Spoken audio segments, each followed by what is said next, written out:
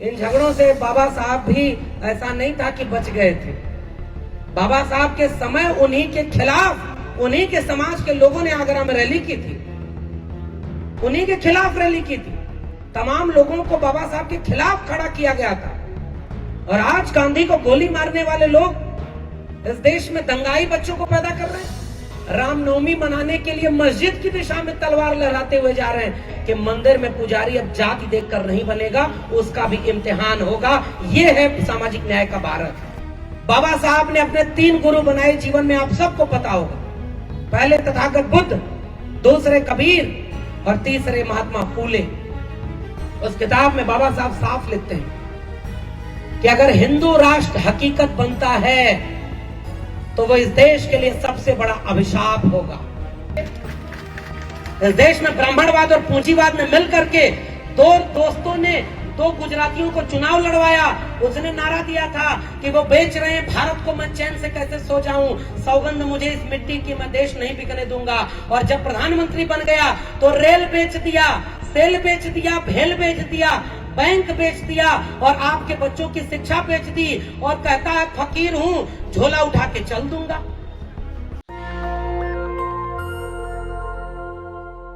से अहम भूमिका और आगे चल करके जो अगुवाई करने की भूमिका महिलाओं ने ले रखी है, संचालन से लेकर के तमाम गतिविधियों में, मुझे ऐसा महसूस हो रहा है ऐसे ही किसी दिन का ख्वाब महात्मा फूले और डॉक्टर अंबेडकर ने देखा होगा कि आगे बढ़कर के महिलाएं इस पूरे आंदोलन का नेतृत्व करें। मुझे मराठी नहीं आती, मैं समझ भी नहीं पाता, लेकिन जब सविता ताई बोल रही थी तो मुझे ऐसा लग रहा था कि थोड़ा थोड़ा डांट रही हैं और बाकी समझा रही हैं कि आगे कैसे काम करना होगा। इतना मुझे समझ में आ रहा था। इन झगड़ों से बाबा साहब भी ऐसा नहीं था कि बच गए थे। बाबा साहब के समय उन्हीं के खिलाफ उन्हीं के समाज के लोगों ने आगरा में रैली की थी, उन्हीं के खिलाफ रैली की थी।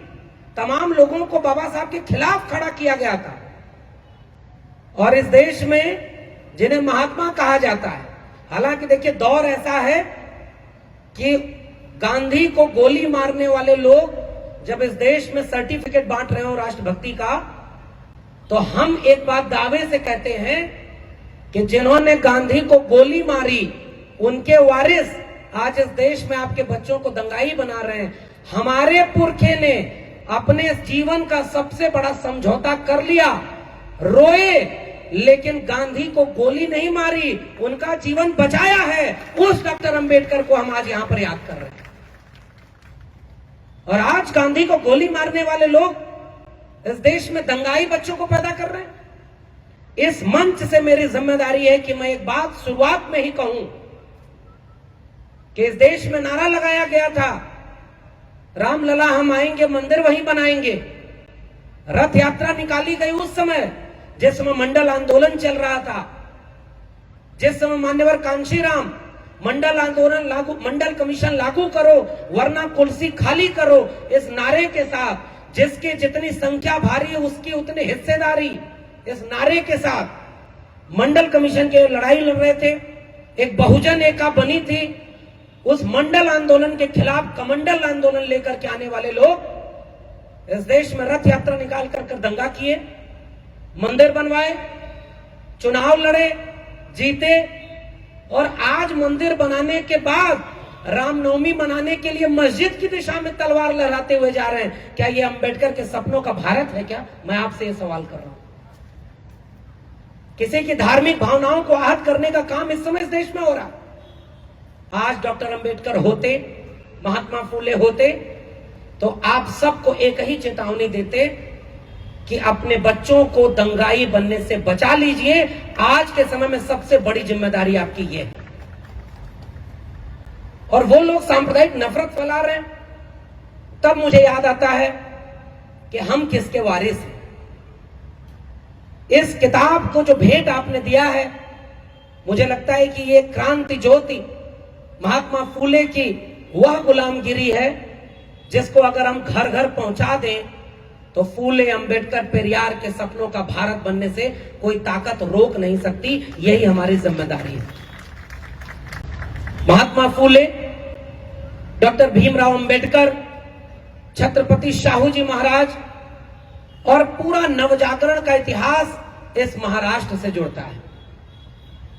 मैं तो उस इलाके से आता हूं जहां आज भी इस तरह का सामाजिक और सांस्कृतिक आंदोलन नहीं हुआ जहां जैसा आपके यहां हुआ।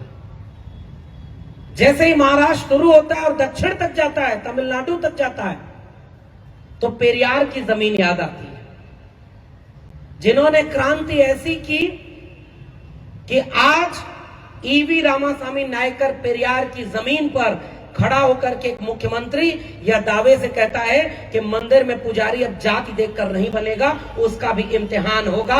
यह है सामाजिक न्याय का भारत। पढ़िए डॉक्टर अंबेडकर को और उनकी सबसे खूबसूरत किताब एनिलेशन ऑफ कास्ट। उसके आखिर में बाबा साहब बाकायदे ये कहते हैं कि ये पुजारी तो पहले जातिवादी पुजारियों को बंद करो, इनका कोई कमीशन बनाओ, एग्जाम कराओ। क्यों? क्योंकि मंदिर बनाने की लड़ाई में दलित, पिछड़े, आदिवासी आगे आगे खड़े हो गए और जब मंदिर बन जाता है तो पुजारी कौन बनता है? 100% आरक्षण वहां लागू है। और वो जमीन है महाराष्ट्र की, नागपुर की। जब महात्मा फूले इसी महाराष्ट्र के दूसरे हिस्से पर आ चुकी यह आयोजन साझा आयोजन, महात्मा फूले और डॉक्टर भीमराव अंबेडकर को याद करते हुए,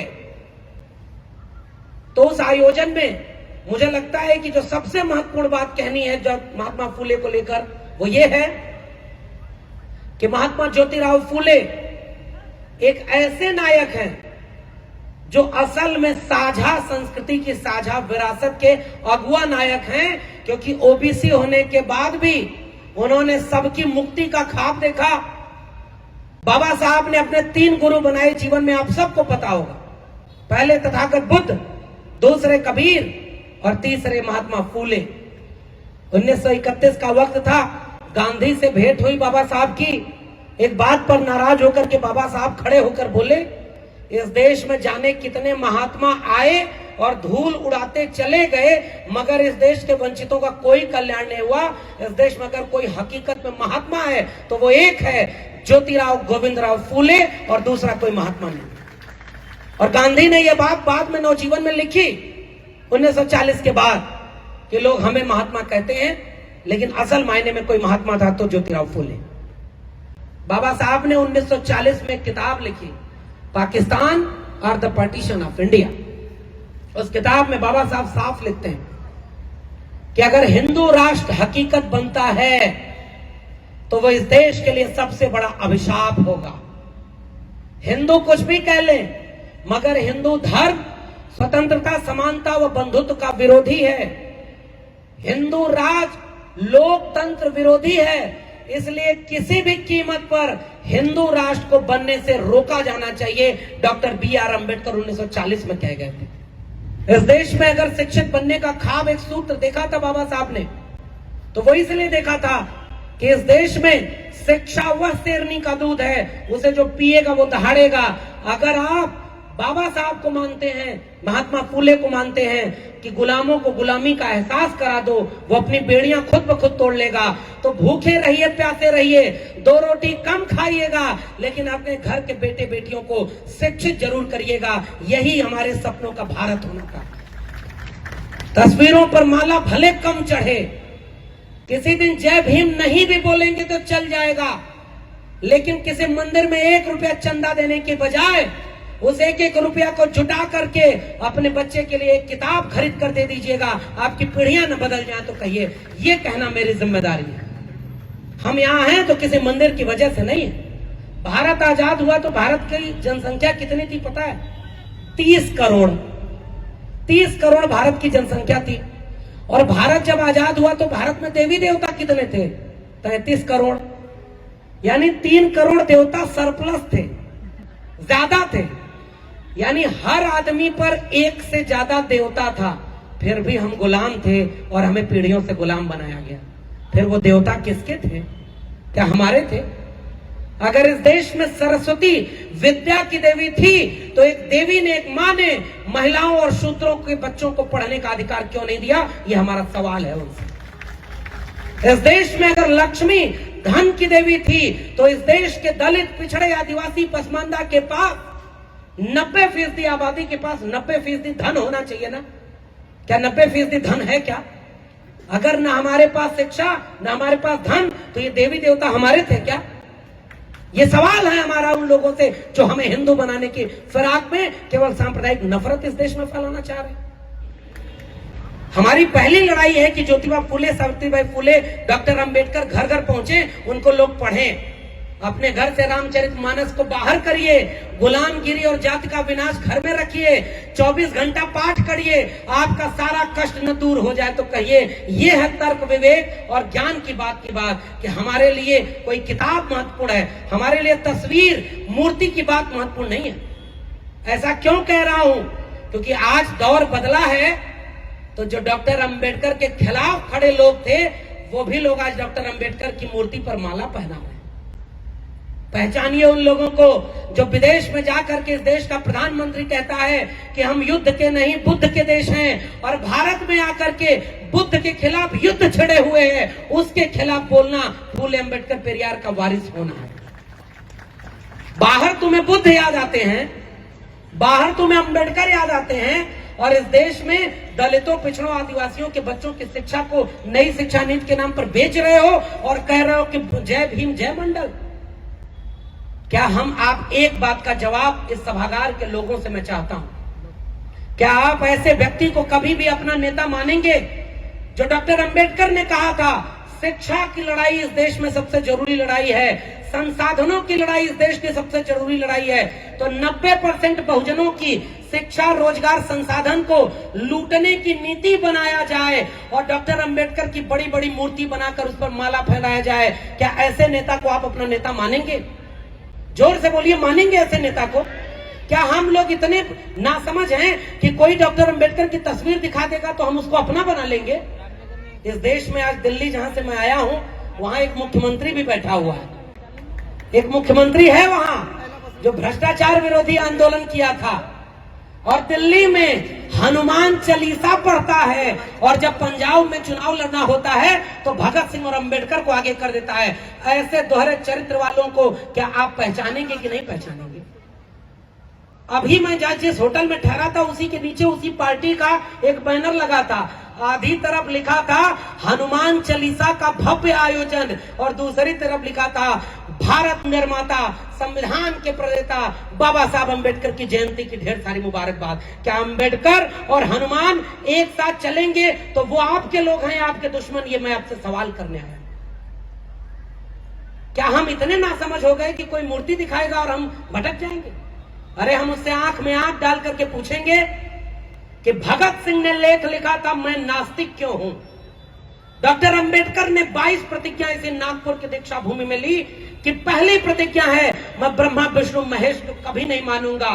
उनको मानने वाला व्यक्ति हनुमान का पुजारी कैसे हो सकता है? आसपास नजर रखिएगा, आपके आसपास भी कुछ लोग होंगे जोर से जय भीम बोलेंगे मगर हाथ में कलावा बांधे होंगे, रामनवमी का व्रत भी रख लेंगे, कोई देवी देवता नाराज ना हो, हम सबको पूज लेते हैं, वह लोग बाबा साहब के वारिस नहीं हो सकते। हमें वैचारिक रूप से ईमानदारी बरतनी होगी। भगत सिंह ने 23 साल की उम्र में फांसी के तख्ते पर लटक करके अपने आखिरी खत में लिखा था कि मैं चाहता तो हूं जीना लेकिन मैं गुलामों की जिंदगी नहीं जी सकता, मेरे लहू का एक एक कतरा इंकलाब लाएगा।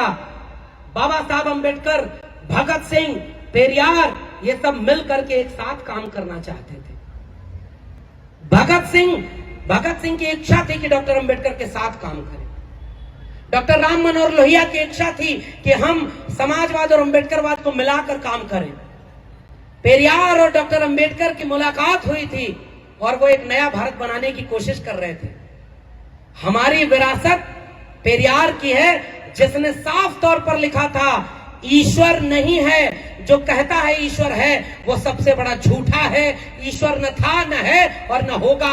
उस नायक का नाम है ईवी रामास्वामी नायकर पेरियार। आंख में आंख डालकर बोला और हम लोग डर जाते हैं इन आतताइयों से, इन दंगाइयों से। तो जो लोग डॉक्टर अंबेडकर और पेरियार को नहीं पढ़ते, आज जयंती के दिन मेरी जिम्मेदारी है कि वो लोग कम से कम ये देखें कि मैं विश्वविद्यालय से आया हूं और फिर से कह रहा हूं, नई शिक्षा नीति 2020 इस देश में लागू कर दी गई है। आप बताइए, आपके जिले के सरकारी स्कूल में किन के घरों के बच्चे पढ़ने जाते हैं? सरकारी स्कूलों में कैसी पढ़ाई होती है? प्राइवेट स्कूल में लाखों लाख रुपए फीस देते हैं और वहां जो पढ़ाई होती है वो स्कूल में, सरकारी स्कूल में होती है क्या? डॉक्टर अंबेडकर ने 1940-42 में बॉम्बे लेजिस्लेटिव असेंबली में अपना भाषण देते हुए एक बात कही थी कि इस देश में गरीब से गरीब व्यक्ति भी पैसा देता है, कर देता है, चंदा देता है, टैक्स देता है, और आप उसका पैसा इस देश में चमचमाती सड़कों, राजमार्गों पर खर्च करते हैं। शिक्षा पर खर्च करिए। सबको शिक्षा देना राज्य की जिम्मेदारी है। आज बाबा साहब को याद करते हुए मैं आपसे विनती करने आया हूं कि घर लौट कर जाकर पूछिएगा अपने आप से कि अगर आपकी जेब में पैसा नहीं है तो क्या आपके बच्चे अच्छे शिक्षा पा सकते हैं क्या? बाबा साहब होते तो शिक्षा की लड़ाई लड़ रहे होते, बाबा साहब होते तो रोजगार की लड़ाई लड़ रहे होते। टैक्स पेयर का पैसा लेकर के इस देश में चमचमाती सड़कें बनाई जा रही हैं। इस देश में विकास कहा जा रहा है, पुल बनाना, सड़क बनाना, राजमार्ग बनाना, विकास करना है। हम उनसे पूछते हैं कि जब लाला लाजपत राय बाबा साहब से मिलने गए लंदन में, उन्होंने कहा कि अरे अंबेडकर चलो, इस देश में आजादी की लड़ाई हो रही है। बाबा साहब ने कहा, किसकी आजादी, किससे आजादी? हमारे पुरखे, हमारे वारिस सदियों से गुलाम थे, हमको तब भी गुलाम थे, हम अब भी गुलाम रहेंगे। मुझे मेरी पीढ़ियों का मुस्तकबिल बदलना है। वो वहीं रहे, पढ़ाई की, डिग्रियां जुटाई, 6 भाषाएं और 26 डिग्रियां लेकर के इस देश में जब रहने आए, लोगों ने रहने को घर नहीं दिया, अपमानित किया, जलील किया, फिर भी अकेला इंसान वो खड़ा होकर के कभी महिलाओं की लड़ाई लड़ रहा था, कभी पिछड़ों की लड़ाई लड़ रहा था, कभी मिल मजदूर एसोसिएशन बना रहा था, तो कभी ट्रेड यूनियन बना रहा था, सबके भारत की लड़ाई लड़ रहा था। और तब अगर शिक्षा न होती तो बाबा साहब को यह सम्मान न मिलता। अगर शिक्षा न होती, उनके पास डिग्री न होती, तो उनसे ज्यादा डिग्री वाला तो उस समय कोई था ही नहीं जो भारत का संविधान लिख सके। इसलिए उनको मौका मिला था भारत का संविधान लिखने का। किसी ने एहसान नहीं किया था उन पर। इसलिए मैं आपसे केवल एक अपील करने आया हूं, इस देश को अगर बचाना है तो अपनी जड़ों को बचाना होगा। हमारी जड़ें तथागत बुद्ध से हैं, हमारी जड़ें कबीर से हैं। मैं कबीर को पढ़ता पढ़ाता हूं। कबीर ने लिखा कि काकर पाथर जोड़ के मस्जिद लई चुनाए, ताचड़ मुल्ला बाग रे क्या बहरा हुआ खुदाए। पाथर पूजे हरि मिले तो मैं पूजू पहाड़, ताते ये चाकी भली पीस खाए संसार। अरे इन दो न राह न पाई, हिंदुन की हिंदुआई देखी, तुर्कन की तुर्काई, अरे इन दो न राह न पाई। उस नायक का नाम था कबीर। कबीर ने लिखा, मोको कहां ढूंढे रे बंदे, मैं तो तेरे पास में, ना मैं मंदिर, ना मैं मस्जिद, ना काबे कैलाश में, ना मैं जप में, ना मैं तप में, ना मैं व्रत उपवास में, खोजी हो तो तुरते मिलियो पल भर की तलाश में। कहे कबीर सुनो भाई साधो, सब श्वासों की श्वास में। इससे बड़ा कोई मंदिर मस्जिद नहीं है। रविदास ने उस समय लिखा, हिंदू पूजे मंदिर, मुसलमान, हिंदू पूजे तेरा, मुसलमान मस्जिद, इन दोनों में अल्लाह राम नहीं, कह रविदास चमार। उन्होंने लिखा, जस केलन की पात के, पात पात में पात, तस मानुष के जात के, जात जात में जात। रविदास, मानुष न जुड़े जब तक जात न जात। उस नायक को हमारी जड़ों की महसूस करना है। बुल्ले शाह बाबा फरीद ने, गुरु नानक ने क्या लिखा, ये पढ़ाइए अपने बच्चों को। बुल्ले शाह ने लिखा कि पढ़ पढ़ यार मुफाजिल बनिया, कभी अपने नाल नो पढ़िया ही नहीं। उत्तर प्रदेश में तो कुछ ऐसे लोग भी मुख्यमंत्री बने, बड़ा दूर उनसे ये शिकायत कर रहा हूं, फिर भी आपसे करूंगा, इशारा समझ जाइए। हम किसी बुद्धिजीवी लोग, हालांकि मैं बुद्धिजीवी मानता नहीं अपने को, लेकिन फिर भी हम इशारों में बात करते हैं, आप समझ जाएंगे मैं किसकी बात कर रहा हूं। उत्तर प्रदेश में एक व्यक्ति जब ओबीसी समाज से आने के बाद मुख्यमंत्री बना, मुख्यमंत्री की कुर्सी चली गई, उनका घर जब गंगा जल से धुलवाया गया, तब मीडिया में बयान दे रहे हैं कि अरे हम तो अपने को अगड़ा समझते थे या हमको पिछड़ा बना दिए, अब आज से हम जाने कि हम तो ओबीसी हैं। इसलिए उत्तर भारत में सामाजिक क्रांति नहीं हो पाई। उत्तर भारत में, बिहार में मुख्यमंत्री थे कर्पूरी ठाकुर, नाई जाति से आते थे। उत्तर प्रदेश में उस जमाने में मुख्यमंत्री थे राम नरेश यादव, और दिल्ली में बैठकर ब्राह्मणवादियों ने नारा बनाया था, कर कर पूरी कर पूरा, गद्दी छोड़ धर उस तरह। इतना अपमान। नारा क्या बनाया? दिल्ली से चमड़ा भेजा संदेश, भैंस बार बनावे करपूरी और भैंस चरावे राम नरेश। ओबीसी लोगों, अगर तुम भी हिंदू हो, सवर्ण हो, तो तुमको यह अपमान क्यों झेलना पड़ा? यह सवाल मेरा है। तब त्रिवेणी संघ ने उस जमाने में बिहार में एक आंदोलन किया था। उन्होंने नारा दिया था, आप में से जो लोग जानते होंगे उस नारे को पहचान जाएंगे, कि जिसमें समता की चाह नहीं वह बढ़िया इंसान नहीं, समता बिना समाज नहीं, बिन समाज जनराज नहीं, ब्राह्मणवाद की क्या पहचान, गिटपिट बोले करे न काम, मानववाद की क्या पहचान, ब्राह्मण भंगी एक समान। यह नारा लगा था वहां पर। जो जमीन को जोते बोए वो जमीन का मालिक होए, राष्ट्रपति या भंगी की संतान, सबको शिक्षा एक समान, सबको शिक्षा सबको काम, वरना होगी नींद हराम। सबको शिक्षा दे न सके जो, वह सरकार निकम्मी है, और जो सरकार निकम्मी है वो सरकार बदलनी है। हमारी लड़ाई शिक्षा की लड़ाई है। मैं केवल एक विषय पर आपसे बार बार निवेदन कर रहा हूं, शिक्षा केवल आपकी पीढ़ियों को मुक्त नहीं करेगी, नौकरी नहीं देगी, मानसिक गुलामी से आजाद करेगी। कि फिर से कह रहा हूं, 2 रोटी कम खाइएगा लेकिन अपने घर के लड़कों को पढ़ाइए, और लड़कों से ज्यादा मेहनत अपने घर के लड़कियों को पढ़ाने पर दीजिएगा। क्योंकि एक लड़की, एक महिला अगर आंदोलन करती है, समझती है, जागरूक बनती है, तो कई पीढ़ियों को बदल देती है। क्योंकि पुरुषों की क्रांति घर की चौखट के बाहर तक होती है, और जागरूक महिला चूल्हे पर बैठकर दूसरी बहन से कहती है कि गोंडिया में बाबा साहब की जयंती मनानी जानी है, बहन तू भी चल, हम भी चलेंगे। पुरुष के कहने पर यह क्रांति नहीं। 1925 में उन दंगाइयों ने एक संगठन बनाया था, उसको कहा था कि वो सांस्कृतिक संगठन है, चुनाव नहीं लड़ेगा। उसके 1000 मुख बना दिए। कोई दंगा कराता है, कोई बजरंग दल बना दिया, कोई हिंदू युवा वाहिनी बना दिया, कोई कुछ बना दिया। टूटा बिखरा नहीं, एक रहा, आज पूरे भारत पर राज कर रहा है। 1925 में बाबा साहब ने समता सैनिक दल बनाया, बाबा साहब ने तमाम संगठन बनाए थे, मान्यवर कांशीराम ने DS4 बनाया। उस जमाने में आंख में आंख डाल करके नारा दिया था कि ठाकुर बाभन बनिया छोड़, बाकी सब हैं DS4। बाम सेब के नाम में ही लिखा हुआ है दलित, बहुजन, माइनॉरिटी। और आज अगर मुसलमान इस देश में जलील किया जा रहा है और हम आप उसके साथ नहीं खड़े हुए, तो कल को हम जलील किए जाएंगे, तो हमारा साथ देने वाला कोई नहीं होगा। नवाज देवबंदी ने शेर लिखा है कि जलते घर को देखने वालों, फूस का छप्पर आपका है, आग के पीछे तेज हवा है, आगे मुकद्दर आपका है। उनके कत्ल पे मैं भी चुप था, मेरा नंबर अब आया, मेरे कत्ल पे आप भी चुप हो, अगला नंबर आपका है। इंतजार करने की घड़ी नहीं है, हमें कई स्तर की लड़ाई लड़नी है। वो संगठन एकजुट रहे और हम बिखरते चले गए।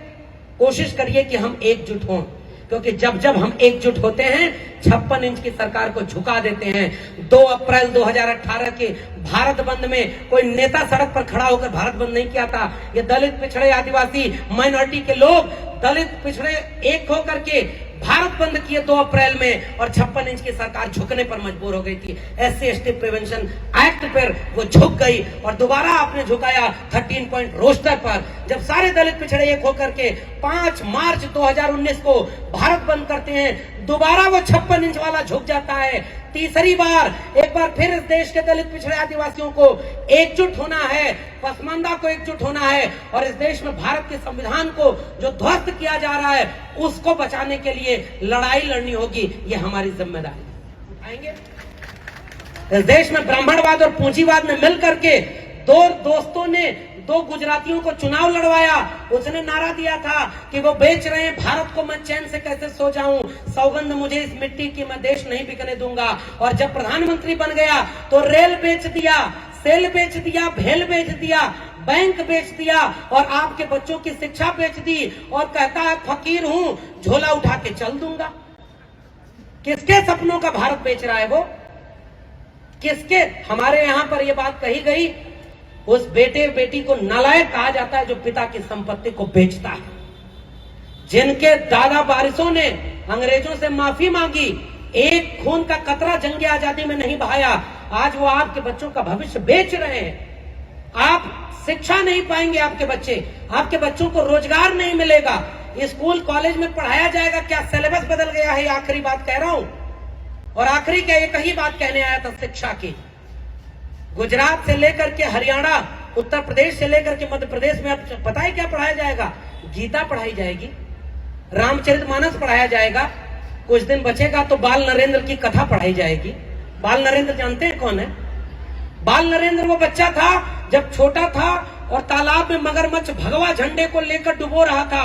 बाल नरेंद्र बचपन में ही तालाब में कूद गया, भगवा झंडे को तो लेके आया ही, मगरमच्छ के बच्चे को ही बगल में दबा करके ले आया। वही बाल नरेंद्र आगे चलकर 2014 में भारत का प्रधानमंत्री बनता।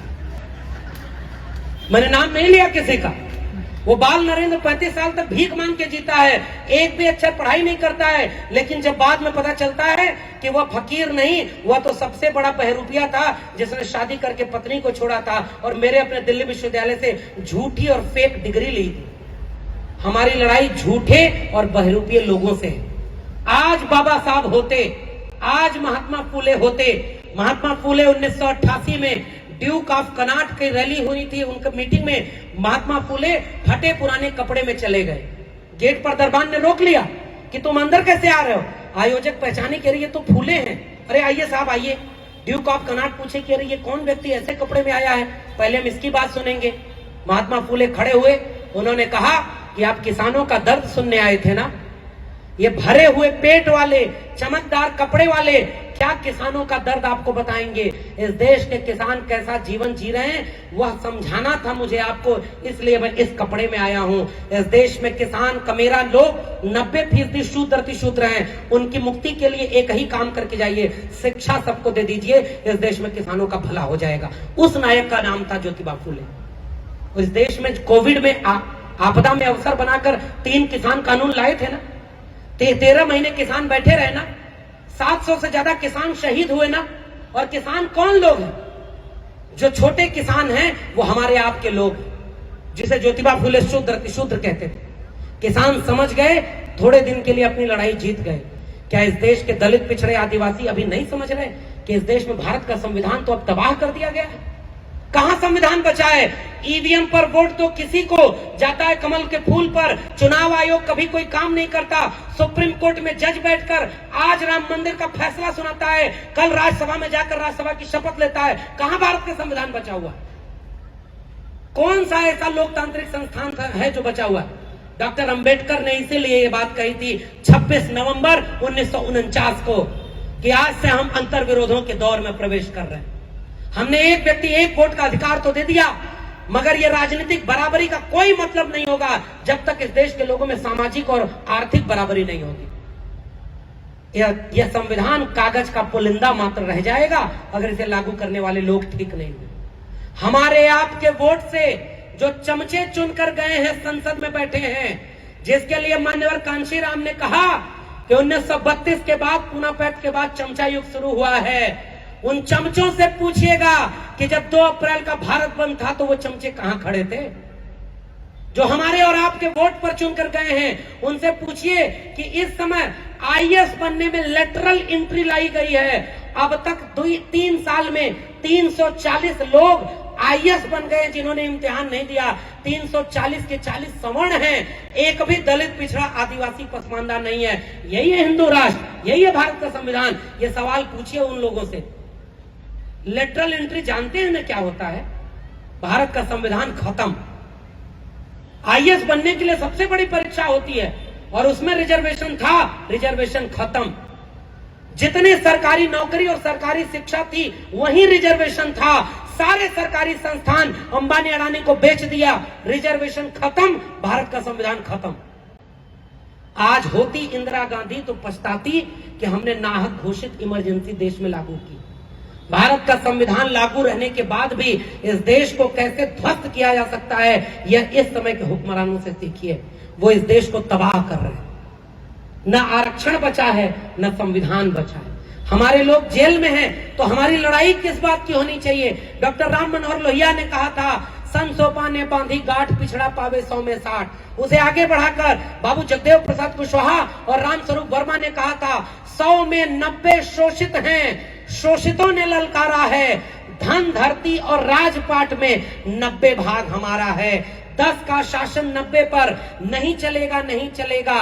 ये लड़ाई हमारी थी, धन धरती और राजपाट की। गुजारिश है कि अगर इसको बचाना चाहते हैं तो नेशनल दस्तक को सब्सक्राइब करने के लिए रेड कलर के सब्सक्राइब बटन को दबाएं, फिर बेल आइकन की घंटी दबाएं। नेशनल दस्तक को बचाने के लिए बहुत जरूरी है कि हर खबर को शेयर करें, लाइक करें, कमेंट जरूर करें।